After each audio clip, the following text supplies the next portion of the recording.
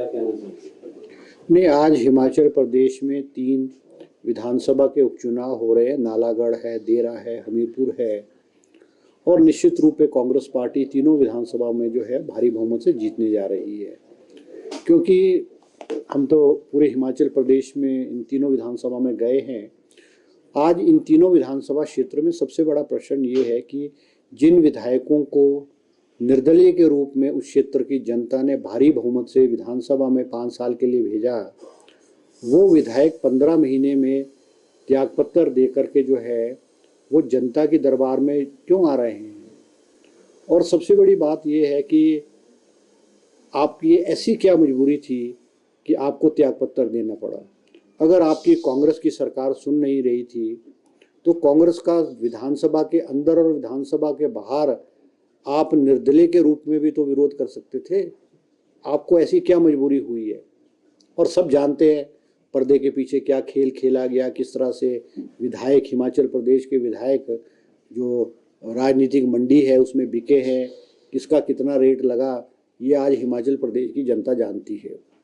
और तीनों विधानसभा के जो उपचुनाव में वहाँ की जनता जानती है कि सरकार के पास स्पष्ट बहुमत है। ये सरकार 3.5 साल का और कार्यकाल 2027 तक अपना कार्यकाल पूरा करेगी।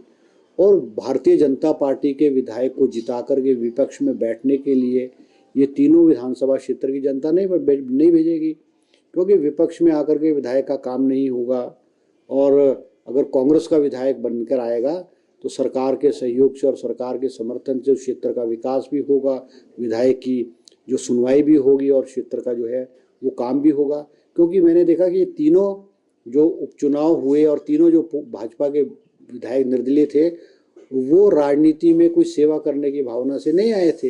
ये बेसिकली कारोबारी लोग थे जो अपने कारोबार को चमकाने के लिए, कारोबार को आगे बढ़ाने के लिए और कारोबार में जो प्रोटेक्शन मिलती रहे वो बेसिकली बिजनेसमैन थे। और जब जनता ने इनको परखा और देखा और इनके जो कार्य प्रणाली देखी, उससे जो है इनके प्रति लोगों के मन में जो है वो गुस्सा है।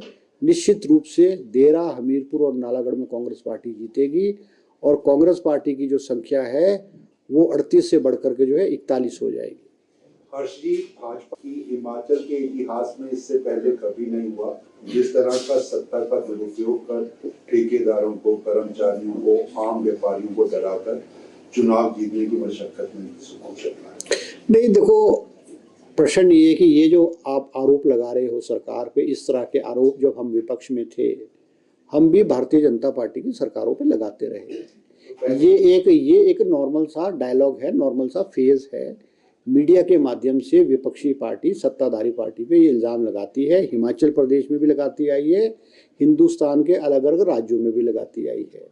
और मैं एक बात आपको दावे से कह सकता हूँ कि कांग्रेस पार्टी ने ना किसी पे दबाव डाला है, ना किसी को डराया है, ना धमकाया है।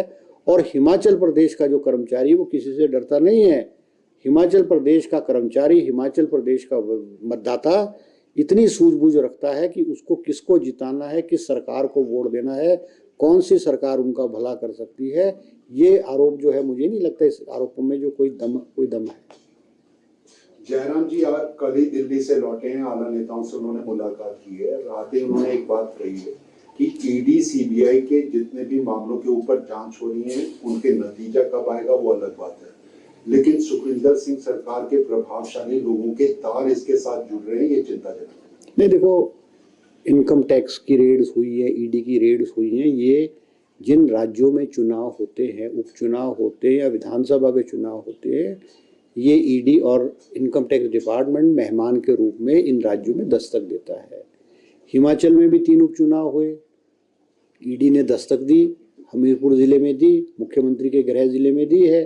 ठीक है, उनके पास कोई इनपुट होगा, कोई सोर्सेज होगी, उन्होंने अपना काम करना, उस पर मैं ज़्यादा टिप्पणी नहीं करना चाहूँगा। मगर ये एक नॉर्मल प्रैक्टिस है जो केंद्र की सरकार होती है, वो दबाव बनाने के लिए एक नॉर्मल प्रैक्टिस होती है।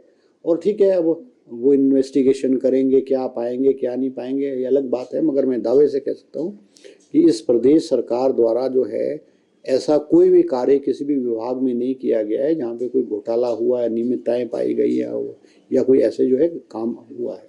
जयराम जी कह भी नेता प्रतिपक्ष ने कहा है कि सरकार केवल चुनावों में व्यस्त है और कानून व्यवस्था और जिस तरह से ड्रग माफिया बढ़ रहा है उस ओर बिल्कुल भी ध्यान नहीं है। देखो, हिमाचल प्रदेश में मैं स्पष्ट रूप में कहना चाहूँगा, हिमाचल प्रदेश में कोई कानून व्यवस्था खराब नहीं है।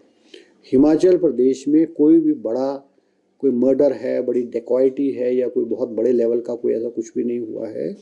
क्राइम जो है एक प्रदेश में, हर प्रदेश में छोटी मोटी बातें, छोटी मोटी घटनाएं हर प्रदेश में होती है, उसको कोई भी सरकार नहीं रोक सकती है। मगर प्रश्न ये है कि ऐसी घटनाएं होने के बाद उसमें अगर सरकार कड़ी कार्रवाई करे और जो कल्प्रिट्स है और दोषी लोग हैं उनको पकड़े और उनके खिलाफ कड़ी कार्रवाई करे, वो एक सरकार की एक नैतिक जिम्मेवारी बनती है। हिमाचल सरकार ने ऐसी जितनी भी घटनाएं हुई हैं उस पर कड़ाई से काम किया है। ऐसी जो अनट्रेस्ड केसेस थे उनको ट्रेस किया गया है, और जो चिट्टे के केसेस हैं, ड्रग्स के केसेस हैं जो आज हमारे समाज को खोखला कर रहा है, पिछले 1.5 साल के अंदर हिमाचल प्रदेश में हाईएस्ट नंबर ऑफ केसेस जो है वो पकड़े गए हैं। हाईएस्ट नंबर ऑफ केसेस इसलिए पकड़े गए हैं क्योंकि पुलिस ने अपनी जो इंफॉर्मेशंस है और एजेंसीज है उनके माध्यम से हर रोज हिमाचल प्रदेश में पकड़े जाते हैं। क्योंकि जो ये तस्कर है ये आज से थोड़ी ये तस्करी कर रहे हैं, या ड्रग्स का ट्रेड इस प्रदेश में और हिंदुस्तान के अलग अलग राज्यों में चल रहा है, ये पहले से चलता आ रहा है। इन पे रोकना, इनको नकेल डालना, इनको सलाखों के पीछे भेजना, ये हिमाचल प्रदेश सरकार, कांग्रेस सरकार की जिम्मेवारी है। और हिमाचल सरकार जो है वो इसमें कड़ी कार्रवाई कर रही है। हमने बहुत हद तक जो है ड्रग्स हिमाचल प्रदेश में रोकी है, और जो अब छूट रहे हैं, जो लोग कुछ रहे हैं, उनको भी जो है पकड़ा जाएगा। सर, जयराम जी कह रहे हैं कि 3 चुनावों के नतीजे आने के बाद, अरे उन्याल आप तो जयराम जी जो छड्डो, अब जयराम जी को, वो कह रहे हैं पक्का। हिमाचल प्रदेश में नेतृत्व परिवर्तन नहीं होगा। स्पष्ट रूप से मैं आपको कहना चाहूँगा, आज मुख्यमंत्री सुखविंदर सिंह सुक्खू हिमाचल प्रदेश के लोकप्रिय मुख्यमंत्री है और वो अपने 5 साल का कार्यकाल पूरा करेंगे। कांग्रेस विधायक दल और कांग्रेस पूरी पार्टी का उनके प्रति आस्था और विश्वास जो है उनके नेतृत्व में है, और वो मुख्यमंत्री के रूप में करेंगे। तो अस्थिरता की बात कहना, विस्फोट होने की बात कहना, ये कोई नई बात थोड़ी है। ये तो भारतीय जनता पार्टी के अलग अलग नेता विधानसभा के अंदर और विधानसभा के बाहर बहुत लंबे अरसे से कह रहे हैं। 27 फरवरी को जो बजट पास किया जा रहा था, जयराम जी ने उस वक्त भी सदन के अंदर कहा कि सरकार को तो भगवान भी नहीं बचा सकता। हमने सरकार बचाई। सरकार ने उपचुनाव हुए, 6 जिन्होंने विप का उल्लंघन किया उनको निष्कासित किया, सुप्रीम कोर्ट से उनको राहत नहीं मिली, और हिमाचल में दोबारा उपचुनाव हुए। 6 उपचुनाव में से 4 कांग्रेस पार्टी जीती है। आज हमारी संख्या 2022 में हिमाचल की जनता ने हमको 40 सीटें दी थी। मैं आज दावे से कह सकता हूँ कांग्रेस पार्टी की संख्या जो है वो 41 पे पहुंच जाएगी। सर, बजट पास को 1 साल के साथ गृह मंत्री के साथ उनकी मुलाकात सिर्फ औपचारिक थी। ईडी सीबीआई के छापे कांग्रेस इसे किस तरह से देखें? नहीं, देखो, मैं जयराम जी किससे मिले किससे नहीं मिले ये उनका विषय है, मैं उस पर ज़्यादा टिप्पणी नहीं करना चाहूँगा। मगर ठीक है, वो मिले होंगे। अब ईडी अगर जो ने अपना काम करना, इनकम टैक्स डिपार्टमेंट ने अपना काम करना, उस पर मैं ज़्यादा नहीं कहूँगा। मगर ठीक है, नॉर्मल होती है, ये भी एक प्रोसेस है, एक राजनीतिक जो ड्रामा है, राजनीतिक जो एक कल्चर है उसका हिस्सा है ये। वो उस कल्चर के तहत, उस हिस्से के तहत वो हिमाचल प्रदेश में आई है। अब उनके हाथ क्या लगा क्या नहीं लगा वो तो समय आगे की बात है, मगर मुझे नहीं लगता कोई ऐसा हिमाचल प्रदेश में इस तरह का कोई निमित्ताएं हैं या कोई ऐसा हुआ होगा। एक चीज देखने में आई चुनाव के दौरान कि 3 गाड़ियां जिनमें हिमाचल पुलिस के कर्मचारी सादी वर्दी में थे, वो होशियार सिंह जी का पीछा क्यों कर रहे थे? नहीं, देखो, मुझे नहीं, इस बारे में मुझे जानकारी नहीं है, मगर होशियार सिंह जी जो है एक बहुत बड़े ड्रामेबाज हैं। पुलिस की गाड़ियां नहीं थी। मैंने नहीं, कौन कहता है पुलिस की गाड़ियां थी? तो वो तो क्या पता उन्होंने अपने लोग खड़े कर दिए होंगे। वो किसको, वो चप्पल में कोई पुलिस का कर्मचारी को चप्पल में थोड़ी पीछा करेगा किसी का, वो टैक्सी में थोड़ी पीछा करेगा किसी का। अब वो तो होशियार सिंह जी ने जब देखा कि उनकी हार निश्चित है तो उन्होंने वो ड्रामा कर दिया। और फिर वीडियो कौन बना रहा है? वो वीडियो तो एक प्लान्ड वे में बनाई जा रही है ना वीडियो। और जो होशियार सिंह जी के जो अपना उनका जो उनका आईडी है उससे उसको अपलोड किया गया है। तो एक प्लान्ड वे में ड्रामा किया गया है, वो सिंपैथी हासिल करने के लिए होशियार सिंह जी ने जो किया गया। अब इस तरह का जो घटना वो हमीरपुर और नालागढ़ में क्यों नहीं हुई है? ऐसा ऐसा कुछ नहीं, वो तो ड्रामेबाज है। सर लगातार जिस तरह से प्रदेश में बलरक पार्क तो देखो गवर्नमेंट ऑफ इंडिया का प्रोजेक्ट है, 1 साल की एक्सटेंशन मिली है, क्योंकि ये जो बलरक पार्क है 31 मार्च 2025 तक था, क्योंकि ये गुजरात और आंध्र प्रदेश ने भी रिक्वेस्ट की थी कि उनके भी जो प्रोजेक्ट्स हैं वो इस टाइम फ्रेम में कंप्लीट नहीं होने थे।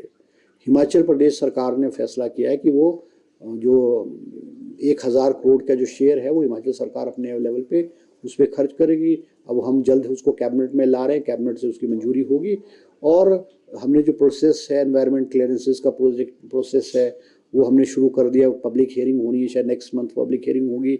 जो फॉर्मेलिटीज़ है, वाइडनिंग ऑफ रोड्स है, सप्लाई ऑफ वाटर सप्लाई है, बिजली कैसे उस बलरक पर पहुँचे, वो सारे टेंडर करके हमने अलग अलग डिपार्टमेंट को पैसा दे दिया है। और हम जो है बलरक पार्क में भी जो हमारा टाइम फ्रेम है हम उसके मुताबिक उस पर चल रहे हैं। Sir thank you. Thank you.